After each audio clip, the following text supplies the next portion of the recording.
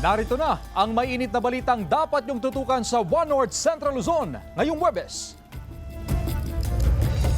Alagang pusa sa San Carlos City, patay sa pamamaril.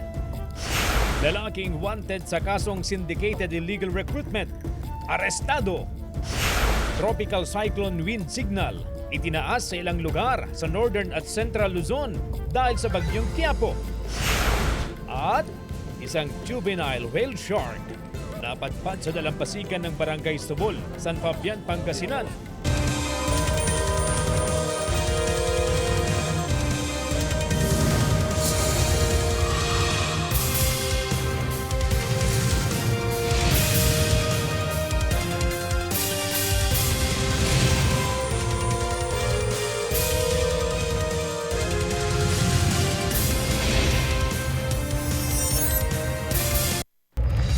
Magandang hapon, ako si Chris Zuniga.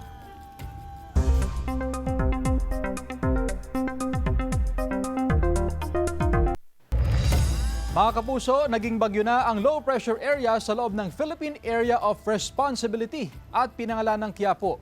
Huling namataan ng sentro nito, 830 kilometers silangan ng Northern Luzon.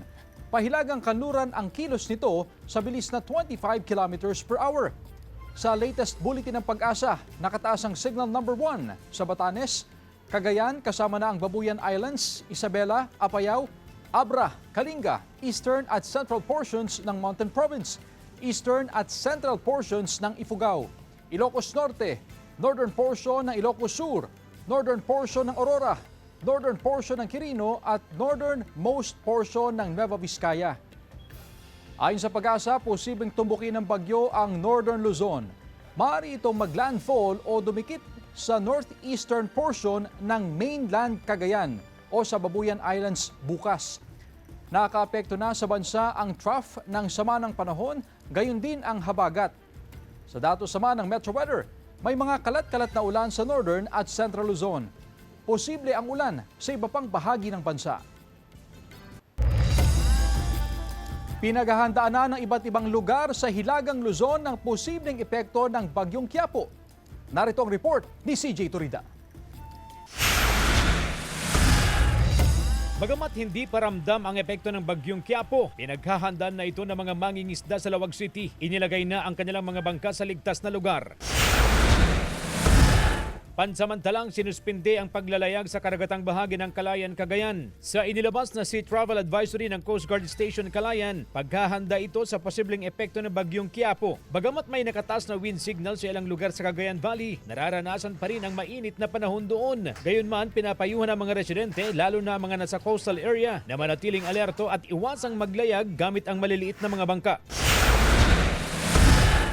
Nakahanda na ang mga heavy equipment at kawani ng DPWH Nueva Ecija 1st at 2nd District Engineering Office sa mga lugar na madalas maitala ang landslide at pagbaha sa tuwing may bagyo o matinding pag-ulan. Sa ngayon, maganda pa ang panahon sa probinsya kaya wala pang nagkakansela ng klase sa mga paaralan. Nakararanas din ng malinsangang panahon sa Kasiguran, Aurora. Sa kabila ng banta ng bagyong Quiapo, maliwalas ang kalangitan at matindi ang sikat ng araw. Kaya umaasa rin ng ulan ang mga magsasaka para sa kanilang mga sakahan. Maliwalas pa ang kalangitan sa Batanes, pero pinag-iingat na ang mga residente sa posibleng epekto ng bagyong Quiapo. Pinaalalahanan na rin ang mga mangingisdang huwag nang pumalaot dahil sa sama ng panahon. CJ Torida, One North Central Luzon. Samantala, mga fishing boat nagsimula ng dumaong sa Pantal Port sa Dagupan City bilang paghahanda sa posibleng epekto ng bagyong Quiapo. Yan ang balitang tinutukan live ni Jasmine Gabriel Galban. Jasmine? Chris, maghapong maayos ang lagay ng panahon sa probinsya ng Pangasinan, ganon din sa malaking bahagi ng Region 1. Pero sa kabila niyan ay nakahanda ng iba't ibang lokal na pamahalaan sa posibleng epekto ng bagyo. Hindi na pumalaot ang karamihan sa mga mangingisda sa Dagupan City sa pangambang maabutan ng sama ng panahon na bunsod ng bagyong Quiapo. Nagsimula ng dumaong sa Pantal Port ang mga fishing boat na karaniwang lumalaot sa Lingayen Gulf. Kaninang umaga, nasa 18 fishing boat na ang dumaong sa Pantalan. Dumadaong na kasi may masamang panahon pag ganung bagyo nakailangan safe talaga. Inilagay na sa mas mataas na lugar ang maliliit na bangka ng mga mangingisda sa Barangay Bunuan Gazette sa Dagupan City. Abutin ng kwan kung malakas yung bagyo. Aabutin sila ng alon. Nakahanda ng Philippine Navy sa Northern Luzon sa posibleng epekto ng bagyo. Naka-standby ang mahigit 2,000 reservists kung kailanganin ng rescue operation. So pag kinakailangan tayo ng LGU na magsilbi, magbigay ng ating assistance, is nakahanda po tayo. Sa monitoring ng Pag-asa, inaasahang bandang hapon bukas mararanasan ang epekto ng bagyong Quiapo. Malakas na buhos ng ulan na may pabugso-bugsong hangin ang mararanasan sa malaking bahagi ng probinsya. Saan tayo na makakaroon tayo ng mga kalat-kalat na pag-ulan din, lalo-lalo na pagsapit po ng hapon at gabi. Nakahanda ng iba't ibang probinsya sa Region 1. Nakaposisyon na ang mga rescue equipment. May mga available food packs na rin sa bawat probinsya. Bukod sa bagyong Quiapo, pinag-iingat din ng publiko sa epekto ng paglakas ng habagat. Yung maging epekto po ng bagyong Quiapo, more on the northern portion, pero gaya po nung previous na bagyong dumaan, southwest monsoon kasi, yung maaaring magdala naman ng pag-uulan po sa ibang mga probinsya ng Region 1. Chris, as of 5 p.m. ay nakahanda ng lahat ng evacuation centers sa Region 1. Samantala, sa monitoring ng Office of the Civil Defense ay nasa below normal level pa ang karamihan sa mga major river systems sa Region 1. Chris? Maraming salamat, Jasmine Gabriel Galban. Patay ang isang alagang pusa sa San Carlos City, Pangasinan matapos na pagbabarilin. Nagbabalik sa report si Jasmine Gabriel Galban.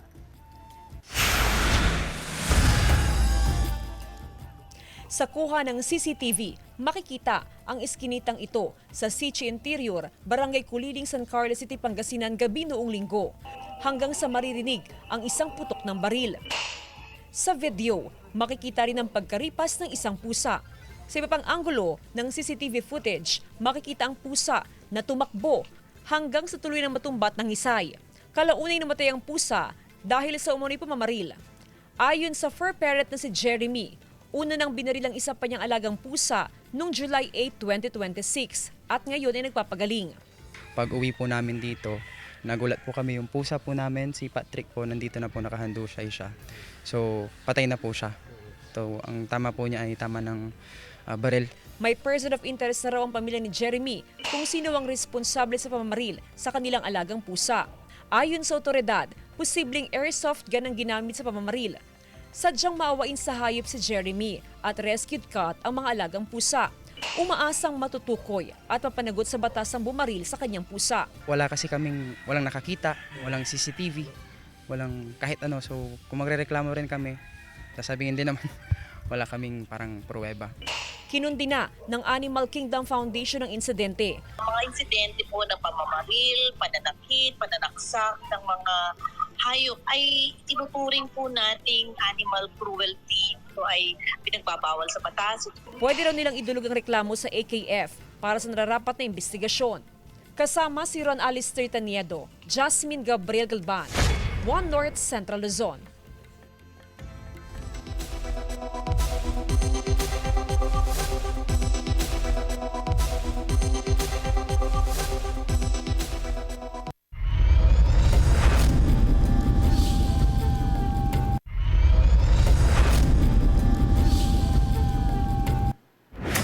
Arestado sa Mexico, Pampanga ang isang lalaking wanted sa kasong syndicated illegal recruitment. Tutukan sa report. Ikaw ay may karapatang manahimik at magsawalang ribo. Sa kanyang inuupahang bahay sa Mexico, Pampanga, natuntun at naaresto ng pulisya ang 40 anyos na lalaking wanted sa kasong syndicated illegal recruitment. Pagdating sa police station, nadiskubre na may 29 na arrest warrant pa siya sa parehong kaso. Isinilibirin ito ng mga otoridad. Sa investigasyon ng Project 4 Police, aabot sa 1,700 ang nabiktima umano ng lalaki mula 2023 hanggang 2025. Ang ilan sa kanila nagtungo sa police police station. Iisa ang reklamo. Pinangakuan daw sila na makakapagtrabaho sa Europa bilang mga skilled workers. Pero nang makapagbayad na, wala ni isang nakaalis sa kanila. Sa kagustuhan nilang makaalis agad, makapunta sa ibang bansa, pumapayag na po sila kasi ang style niya, sinasabi niya, konting slot na lang yung natitira. So, para ma-prioritize kayo, you have to give a certain amount, which is ang pinaka-minimum po na hinihingi nila ay 80,000. At meron din mga nakapagbigay hanggang 300,000. Giit ng akusado, empleyado lang din siya ng isang agency, kaya siya ang humaharap sa mga biktima. Ako'y nakasangkot sa napakaraming kaso ng illegal recruitment at ako'y nagpapasalamat dahil ako'y nahuli dahil gusto ko talagang harapin ito. Dahil para rin sa mga aplikante at para malaman ng katotohanan. Ayon sa pulisya, nakansela na nitong Enero ang lisensya ng agency kung saan naging empleyado ang akusado. Nang i-check ang record, napag-alaman na dati nang naaresto ang akusado dahil sa mga kasong rape at estafa. Nakapag-return of warrant na ang pulisya at hinihintay na lang ang commitment order mula sa korte. CJ Torida, One North, Central Luzon.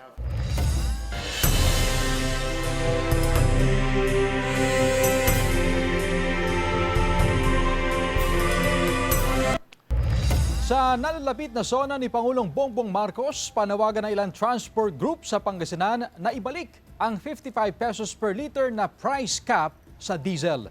Tunghayan sa report. Sa nakalipas na 5 buwan, matindi ang naging dagok sa sektor ng transportasyon dahil sa pagsirit ng presyo ng produktong petrolyo, bunsod ng kaguluhan sa Middle East. Nasubok ang tatag ng bawat tsuper. Nasa hanggang 60% ng mga jeepney drivers sa Pangasinan ang pansamantalang tumigil sa pamamasada. May ayuda ang gobyerno sa mga tsuper. Pero hindi ito naging sapat dahil hindi naman 100% ng mga driver ay nabigyan ng tulong. May mga diskwento sa petrolyo pero hindi rin lahat nakinabang dito.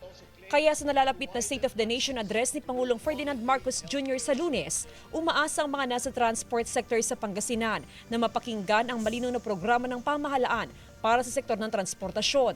Hiling ng One Pangasinan Transport Federation na sana'y mabigyang pansin o maipatupad ng gobyerno ang kanilang hinihiling na 55 pesos price cap sa diesel.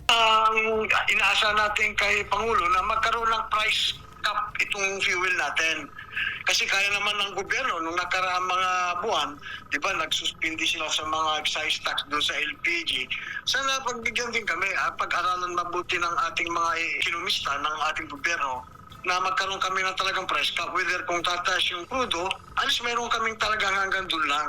Bukod sa sektor ng transportasyon, sana raw ay mapansin din ng gobyerno ang bawat Pilipinong nasa middle class. Kasi ang 4 piece lang ang masyadong prioridad. Marami pa namang mahihirap na hindi 4 piece. Para sa ilang political analyst sa Northern Luzon, kabilang sa aasahang maririnig sa sona ng Pangulo ang resulta ng investigasyon sa flood control anomalies. Mahalaga ang huling 2 taong panunungkulan ng Pangulo, kaya magiging kaabang-abang ang bawat hakbang, programa at desisyon ni PBBM. High impact yung kanyang last 2 years. Even nagkaroon siya ng problema doon sa first 4 years of kanyang administration, impactful management of the economy is very welcome sa kanyang pamumuno. Kasama si Henry Dominsil, Jasmine Gabriel Galban, One North, Central Luzon. Tiniyak naman ng CHD1 na ligtas ang mga ibinibigay na pampurga sa mga mag-aaral. Sundan sa report. Isang grade 4 pupil sa isang paaralan sa Cavite ang namatay sa school-based deworming activity noong July 3 dahil sa insidente. Nangamba ang ilang magulang sa mga Dan Central Elementary School sa pagpapurga ng kanilang mga anak. Hindi ako basta-basta magpupurga, ma'am. Papa-check ko muna at saka siguraduhin kung malakas yung katawan nila bago ko sila ipurga. Gayunman, nanindigan pa rin si Nanay Myra na importante ang pagpupurga ng mga anak. Meron po kaming permit na binibigay sa lahat ng mga bata, ma'am, para at least safe po kami at sila na pumapayag ang mga magulang. Huwag po kayong mababahala dahil ginagawa po ng ating mga health department, the school na ligtas po ang deworming na ibibigay po sa ating mga mag-aaral. Katuwang ng Department of Education ang Department of Health sa pagpapatupad ng National Deworming Month. Nagpaalala ang DOH na mag-ingat sa mga kumakalat na maling impormasyon tungkol sa pagpupurga. May mga pagkakataon din kung saan nakakaramdam ng side effects ang mga batang sumailalim sa deworming. Pero giit nila, hindi ito delikado. Kabilang po dyan yung pananakit ng tiyan, maaari din po magkaroon ng diarrhea, pagsusuka at lagnat. Pero again, ito po ay rare, no? Hindi po siya laganap. Ang deworming activity ay isang school-based health program kung saan bibigyan ng mga bata ng anti-parasitic medicine upang bumuti ang kanilang nutrisyon at maiwasan ang pagliban nila sa klase. Sandy Salvacio, One North, Central Luzon. Sa ibang balita, inirekomenda ng Provincial Disaster Risk Reduction and Management Council sa Sangguniang Panlalawigan ang umiiral na state of calamity sa Cagayan hanggang sa December 31, 2026. Dahil ito sa patuloy na epekto ng matinding init at kakulangan ng ulan na nagdudulot ng malawakang pinsala sa agrikultura. Batay sa pinakahuling ulat ng Office of the Provincial Agriculturist, 1.44 billion pesos na ang kabuang halaga ng pinsala. Umabot na rin sa mahigit sa 64,000 ang bilang ng mga apektadong magsasaka at mangingisda. Isang juvenile whale shark napadpad sa dalampasigan ng Barangay Sobol sa San Fabian, Pangasinan. Silipin sa report. Sa video na ibinahagi ng isang netizen, makikita ang isang juvenile whale shark na napadpad sa dalampasigan ng Barangay Sobol, San Fabian, Pangasinan. Ayon sa uploader, nangyari ito bandang alas 10 ng umaga kahapon. May nasa loob tapos lumapit na lang po ako. Pilit nilang nilalabas kaso ayaw talaga lumabas, lalong lumalapit sa pangpang. Pero nung tumagal na rin, nahila pa palayo. Hindi raw ito ang unang beses na may mga whale shark sighting sa lugar. Ngunit ito raw ang unang beses na may lumapit sa dalampasigan. Dahil dito, nagtulong-tulong ang mga mangingisda na mailayo sa dalampasigan ang whale shark upang ligtas itong maibalik sa dagat. Ikinatutuwa rin daw ng mga residente at mga beachgoer ang paminsan-minsang sightings ng whale shark sa lugar. Pagka po may nakita ang whale shark, talaga dinudumog po ng mga tao kasi nga po sa sobrang lakita po. Tapos rare po siya. Tuwang-tuwa po yung mga naliligo sa dagat. Babala ng Bureau of Fisheries and Aquatic Resources, sa tuwing nakakakita ng whale shark sa dalampasigan, agad itong i-report sa otoridad upang masigurado ang ligtas at maayos na pagbabalik ng mga ito sa karagatan. Sandy Salvacio, One North, Central Luzon.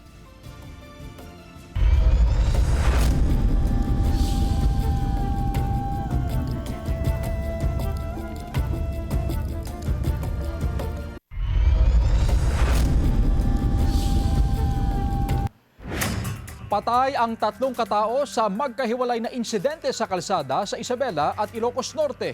Nakaalerto, Jewel Fernandez.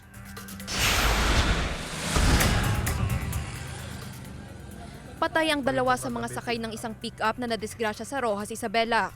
Batay sa investigasyon ng pulisya, binabagtas ng sasakyan ng bahagi ng National Highway sa Barangay Lokban nang mawalan ng kontrol ang driver sa manibela.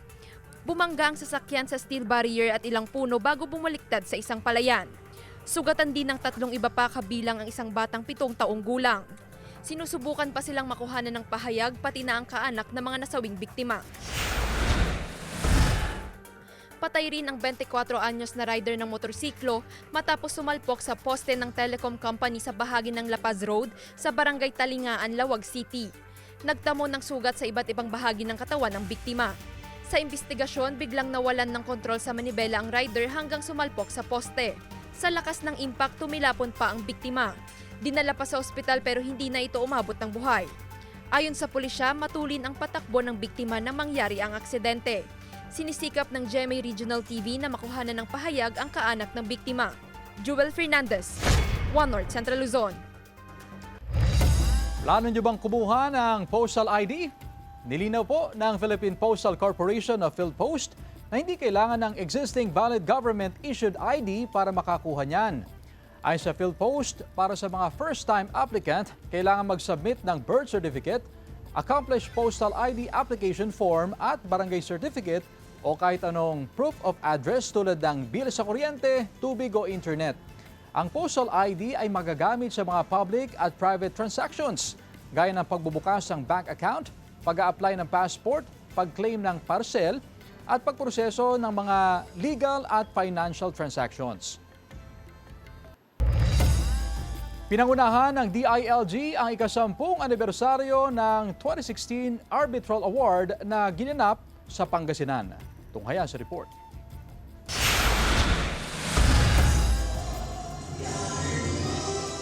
Sa ika-10 anibersaryo ng 2016 Arbitral Awards sa South China Sea, nagkaisa ang 10 coastal provinces at Department of the Interior and Local Government upang palakasin ang papel ng mga lokal na pamahalaan sa pangangalaga ng West Philippine Sea.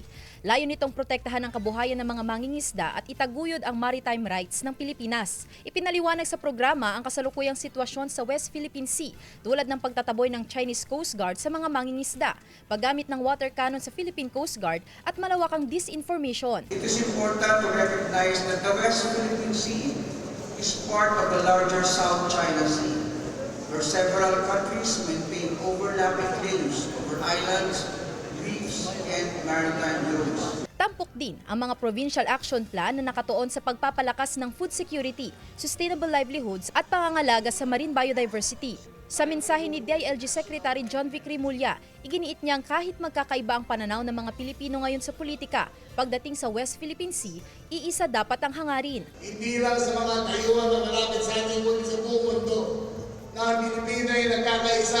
Nitong mga nagdaang linggo, matatandaang lumabas ang usapin ukol sa pag-angkin ng China sa Batanes. It's good that ang Coast Guard natin ay may monitoring system. We're hoping na hindi na sila pupunta doon kasi ang Batanes ay tunay na parte ng Pilipinas. Kasama si Daryl Peralta, Sandy Salvacio, One North, Central Luzon.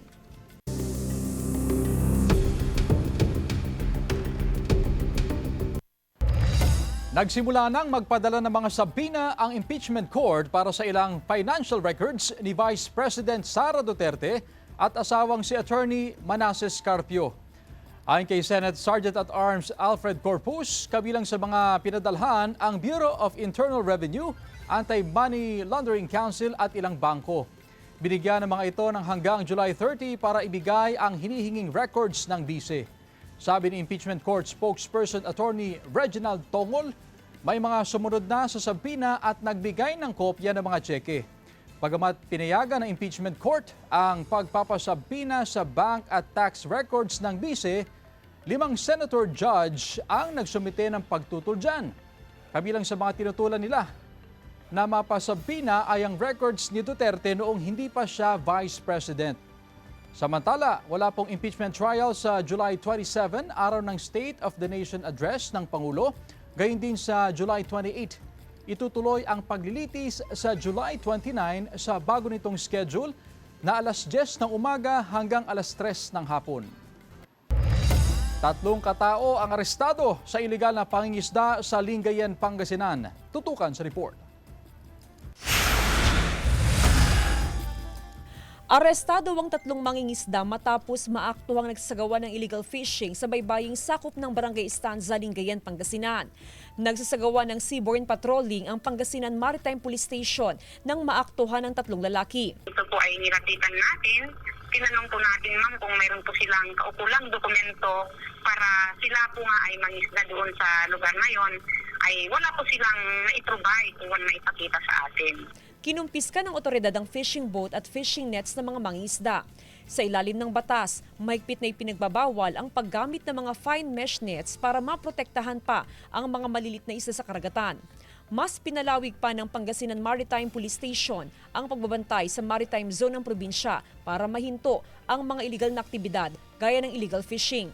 Malaking tulong naman daw sa mga lehitimong mangingisda ang pagbabantay na ginagawa ng otoridad, ganoon din ng mga programa kontra illegal fishing. Malaking bagay, madam, na mahuli dapat yung mga yun kasi malilit pa yung mga isda, nahuhuli na, namamatay na, nahuhuli na nila. Kaysa magparami muna, nauubos na agad. Sinampahan na ng reklamo ang mga naarestong suspect. Sinisikap ng GMA Regional TV 1 North Central Luzon na makuhanan sila ng pahayag. Kasama si Henry Duminsil, Jasmine Gabriel Galban, 1 North Central Luzon. Karagdagang mga pulis itinilaga upang magbantay sa seguridad ng mga paaralan sa Dagupan City.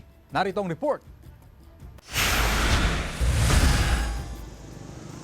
Paiigtingin ng pulis visibility sa lahat ng pribado at pampublikong paaralan sa lungsod ng Dagupan. Hakbang ito ng Dagupan City Police Office dahil sa mga naitatalang banta sa ilang paaralan, hindi lang sa probinsya kundi sa buong bansa. Dito sa Dagupan City ay maigting po nating binabantayan.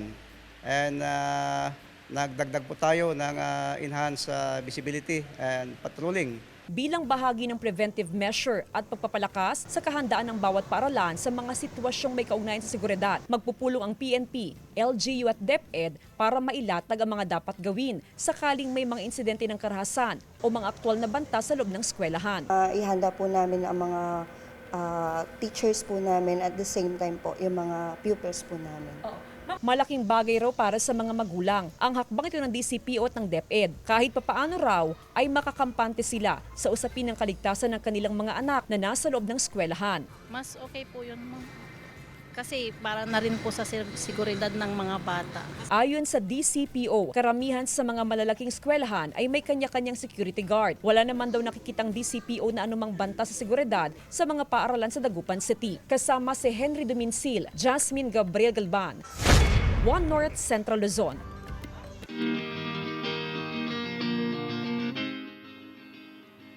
Pinuri ang isang barangay kagawad matapos na ibalik ang napulot na pitakang may ATM cards at mahigit sa 10,000 pesos. Atin siyang kilalanin sa report. Umani ng papuri si Barangay Kagawad Victor Velasquez mula Barangay Salimangaldan, Pangasinan matapos niyang isauli sa may-ari ang napulot na pitaka malapit sa isang kainan sa Barangay Poblasyon noong Biyernes. Papunta raw siya sa pagamutan para sa medical check-up nang makita ang wallet. Hanapin ko sana yung ibang mga kung doon may nakita akong ATM card, driver's license, at the same time may mga IDs pero wala namang contact. Naglalaman ng wallet ng mga ATM card at mahigit 10,000 pesos cash. Ngunit sa halip na angkinin ng laman nito, gumawa ng paraan ng kagawad at lumapit sa mga opisyal ng bayan upang maibalik ang wallet. Hindi ko naman pwedeng angkinin yun. Saka kung yun, baka may pinaglaan ng ibang kung yung may-ari, kaya yun hindi sinauli ko. Hindi naman sa akin yun. Kinahaponan nabawi ng may-ari na taga San Jacinto, Pangasinan ng wallet. Personal umanong nag-chat sa kanyang social media account ang may-ari ng wallet upang magpasalamat. Bahagi na raw ng personal na paninindigan ni Kagawad Vic ang pagiging tapat sa kapwa. Bata pa kami, turo na sa amin yan na pag hindi na sa amin, hindi namin pwedeng kunin. Sandy Salvacio, One North, Central Luzon. Shuvi Etrata at Charlie Fleming nagkwento tungkol sa kanilang karakter sa The Master Cutter. Tunghayan sa report.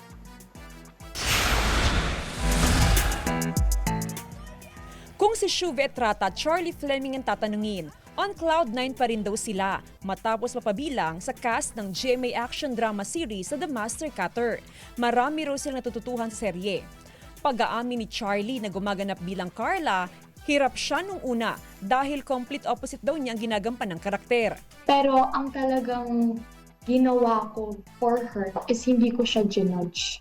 First of all, tinanggap po siya ng buong buo.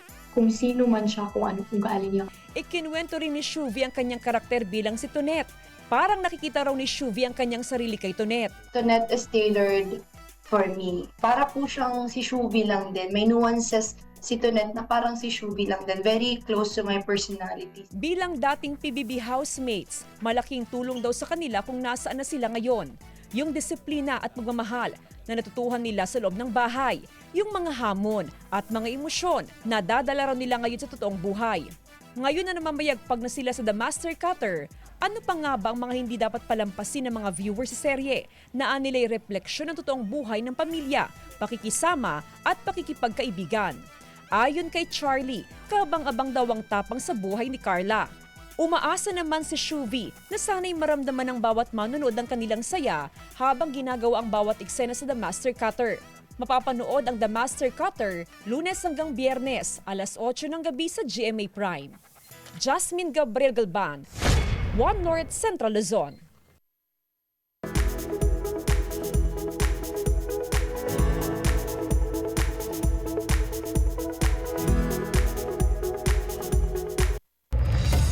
Samantala, mapapanood niyo po ang episode na ito at iba pang pinakahuling lokal na balita sa official website ng GMA Regional TV, www.gmaregionaltv.com. Pwede rin kayo bumisita sa aming official YouTube channel, GMA Regional TV, at i-click ang subscribe button para sa pinaka-maiinit na balita mula sa mga rehiyon. At yan ang mga pinakamalaki at pinakauling balita sa Hilaga at Gitnang Luzon. Maraming salamat mga kapuso, pati na ang mga kapuso natin abroad. Ako po si Chris Zuniga. Kami, ang GMA Regional TV, 1 North Central Luzon. Walang kinikilingan, walang pinoprotektahan. Noon at ngayon, serbisyong totoo.